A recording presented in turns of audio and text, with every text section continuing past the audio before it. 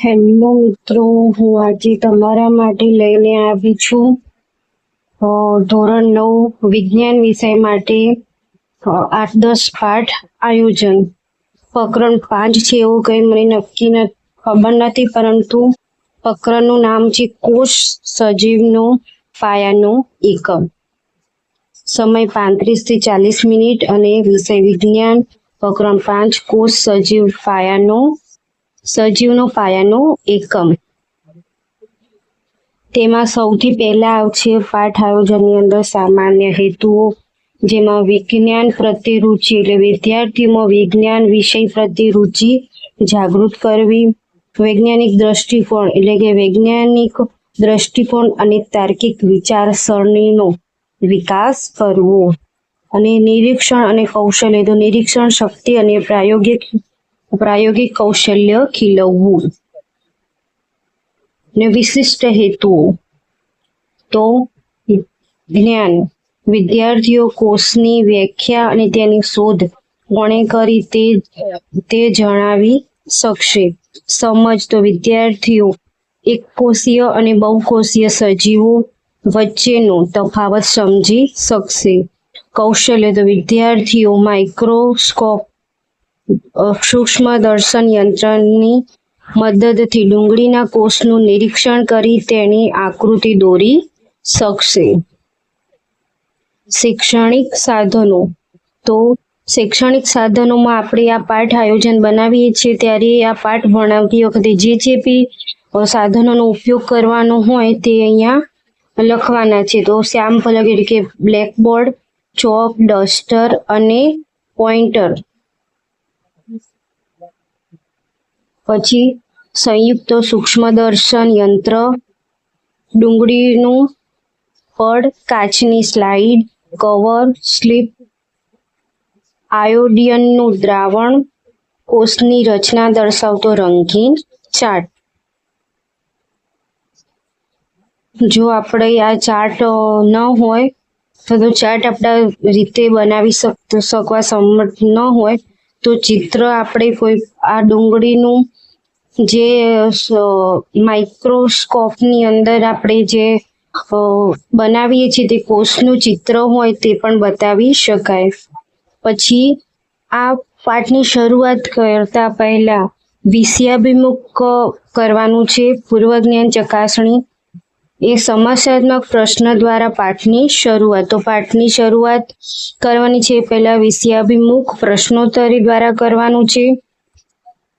તેમાં શિક્ષક છે તે વિદ્યાર્થીને પ્રશ્ન પૂછશે. તેમાં શિક્ષકની પ્રવૃત્તિમાં લખવાનું છે કે શિક્ષક, તો મોટું મકાન કે બિલ્ડિંગ બનાવવા માટે પાયાની અને સૌથી નાની વસ્તુ કઈ જોઈએ? તો વિદ્યાર્થી જવાબ આપશે કે સાહેબ ઈંટ જોઈએ. તો વિદ્યાર્થીની પ્રવૃત્તિમાં જવાબ લખવાનું છે કે સાહેબ ઈંટ જોઈએ. પછી શિક્ષકની પ્રવૃત્તિમાં લખવાનું છે કે બહુ બધી ઈંટો જોડાઈને શું બને છે? તો વિદ્યાર્થી જવાબ આપશે. વિદ્યાર્થીની પ્રવૃત્તિમાં લખવાનું છે કે દિવાલ બને છે અને દિવાલો મળીને મકાન બને છે. પછી શિક્ષકે સમસ્યાત્મક પ્રશ્નો, છેલ્લે ત્રીજો પ્રશ્ન છે તે સમસ્યાત્મક છે. તે પ્રશ્ન પૂછે શિક્ષક, એવી જ રીતે મનુષ્ય, પ્રાણી કે વનસ્પતિના શરીરની રચના કયા નાના એકમોથી થઈ હશે? આપણા શરીરની ઈંટ કઈ છે? ત્યારે જે વિદ્યાર્થી હોય છે તેને જવાબ આપવાનો હોય છે, પરંતુ આ તેમને જવાબ આવડતો નથી એટલે વિદ્યાર્થીઓ વિચારે છે, વિચારમાં પડશે. પછી આ જવાબ વિદ્યાર્થીને ન આવડતા શિક્ષક જવાબ આપશે, પરંતુ વિદ્યાર્થીઓ વિચારે છે. હવે આગળ હેતુ કથન. હેતુ કથનમાં શિક્ષક કહેશે કે વિદ્યાર્થી મિત્રો, જેમ મકાનનો પાયાનો એકમ ઈંટ છે તેમ દરેક સજીવના શરીરનો પાયાનો એકમ કોષ છે. આજે આપણે વિજ્ઞાનમાં કોષ સજીવનો પાયાનો એકમ વિશે વિગતવાર અભ્યાસ કરીશું. આ હેતુ કથન હતું. અને જે વિદ્યાર્થીની પ્રવૃત્તિમાં એવું આવશે કે વિદ્યાર્થીઓ વિષયાંગથી માહિતગાર થશે. અને વિષય વસ્તુ નિરૂપણ, તો રોબર્ટ હુક 1665 ઈસવીસન 1665 રોબર્ટ હુક નામના વૈજ્ઞાનિકે જાતે બનાવેલા સૂક્ષ્મદર્શક યંત્રમાં બુચ એટલે કે ઝાડની છાલના પાતળા છેદનું નિરીક્ષણ કર્યું. તેમને મધપૂડાના ખાના જેવી રચના જોવા મળી, જેને તેમને લેટિન ભાષામાં સેલ કોષ નામનું ઓરડો નામ આપ્યું. જુઓ બાજુમાં તેમને માઇક્રોસ્કોપથી જોયું તો આવા નાના નાના જે મધપૂડાના જે ખાના હોય તેવી રચના દેખાઈ. હવે આગળ બીજો મુદ્દો કે સજીવો શેના બનેલા છે.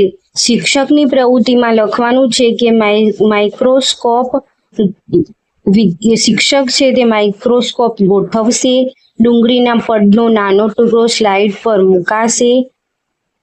મૂકશે અને આયોડિનનું ટીમ્પું નાખી કવર સ્લીપ ઢાંકશે. પછી વિદ્યાર્થીઓને વારાફરતી માઇક્રોસ્કોપમાં જોવા કહેશે અને ચાર્ટની આકૃતિ સાથે સરખામણી કરાવશે. તો વિદ્યાર્થીની પ્રવૃત્તિમાં શું આવશે? તો વિદ્યાર્થીઓ ઉત્સાહભેર માઇક્રોસ્કોપમાં જોશે અને ડુંગળીના કોષનું અવલોકન કરશે. કોષો ઈંટની દિવાલ જેવી ગોઠવણી ધરાવતા જોવા મળશે. હવે આગળ તો એક કોષીય અને બહુકોષીય સજીવો જે મુદ્દો છે.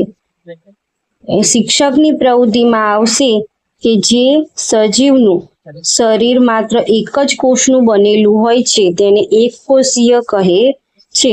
તેમાં ઉદાહરણ આપશે કે અમીબા, પેરામીશિયમ. અને બહુકોષીય એટલે કે જે સજીવમાં અસંખ્ય કોષો હોય તેને બહુકોષીય કહે છે. તેમાં ઉદાહરણ શિક્ષક આપશે કે મનુષ્ય, વનસ્પતિ. આ એક કોષીય અને બહુકોષીયની સમજ આપશે અને વિદ્યાર્થીની પ્રવૃત્તિમાં આવશે કે તે આ એક કોષીય અને બહુકોષીય જે સજીવો છે તેના વિશે સમજ પ્રાપ્ત કરશે. અને બ્લેકબોર્ડ ઉપર જે વર્ક કરવાનું છે એટલે કે કાપા કાર્ય, તેમાં બ્લેકબોર્ડ ઉપર લખવાનું છે કે પ્રકરણ કોષ સજીવનો પાયાનો એકમ. પછી વ્યાખ્યા લખવાની છે કે કોષ એ સજીવનો રચનાત્મક અને ક્રિયાત્મક એકમ છે. અને શોધ રોબર્ટ હુક 1665 કરી હતી. અને પ્રકાર તો એકકોષીય અને બહુકોષીય અને તેના ઉદાહરણો અમીબા, એકકોષીય માટે અમીબા બેક્ટેરિયા અને બહુકોષીય માટે મનુષ્ય અને વૃક્ષ. હવે આગળ તો શિક્ષકે વિદ્યાર્થીને પ્રશ્નો પૂછવાના છે.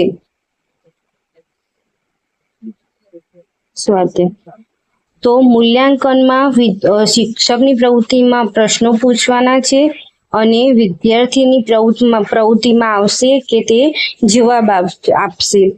તો પ્રશ્ન 1 શિક્ષક કહે છે કે સજીવનો પાયાનો એકમ કયો છે? તો વિદ્યાર્થીની પ્રવૃત્તિમાં આવશે કે કોષ. તો બીજો પ્રશ્ન શિક્ષકની પ્રવૃત્તિમાં આવશે કે કોષની શોધ કયા વૈજ્ઞાનિકે અને ક્યારે કરી હતી? તો કોષની શોધ રોબર્ટ હુક 1965 વિદ્યાર્થી જવાબ આપશે. પછી પ્રશ્ન 3 કે એક કોષીય સજીવોના 2 ઉદાહરણ આપો. તો અમીબા અને બેક્ટેરિયા જે એક કોષીયમાં આવે. અને ચોથો પ્રશ્ન જો આપણે બનાવવો હોય તો બનાવી શકાય કે બહુકોષીય સજીવોના 2 ઉદાહરણ આપો. તો મનુષ્ય અને વૃક્ષો. અથવા તો કોઈ વ્યાખ્યા પણ પૂછી શકાય. હવે મૂલ્યાંકન પછી આવશે સ્વાધ્યાય એટલે કે ગૃહ કાર્ય, જેમાં શિક્ષકની પ્રવૃત્તિમાં આવશે કે ડુંગળીના કોષની આકૃતિ દોરી તેના મુખ્ય ભાગોના નામ નિર્દેશ કરી લાવવા. અને બીજું કે ટૂંક નોંધ લખો કોષની શોધનો ઇતિહાસ.